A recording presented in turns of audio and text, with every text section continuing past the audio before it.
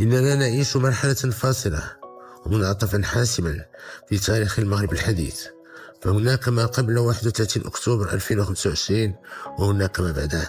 في سنة 2007 اتخذ المغرب قراراً سيغير موازين القوى بشكل جذري: تقديم مبادرة الحكم الذاتي تحت السيادة المغربية. لم تكن مجرد وثيقة سياسية، بل كانت مشروعاً حقيقياً للحل، متقدماً واقعياً ومبنياً على أسس واضحة.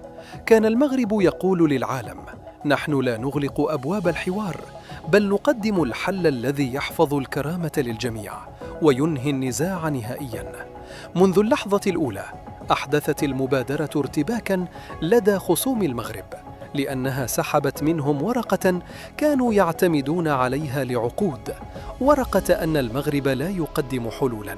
الآن المغرب لا يقدم حلاً فقط، بل يقدم الحل الأكثر واقعية وعقلانية، بينما الطرف الآخر لم يكن قادراً على تقديم أي رؤية متماسكة أو قابلة للتطبيق.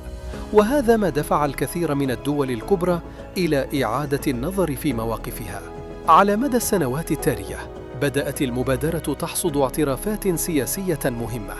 دول كبرى مثل الولايات المتحدة وإسبانيا وألمانيا وفرنسا أصبحت تتحدث علناً عن جدية ومصداقية المقترح المغربي. أما الأمم المتحدة نفسها فقد بدأت تتبنى لغة جديدة تماماً، لم تعد تتحدث عن استفتاء، بل عن حل واقعي ومتوافق عليه. وهذه كلها إشارات واضحة إلى أن العالم أصبح ينظر بجدية إلى المبادرة المغربية باعتبارها الأساس الوحيد الممكن لحل النزاع.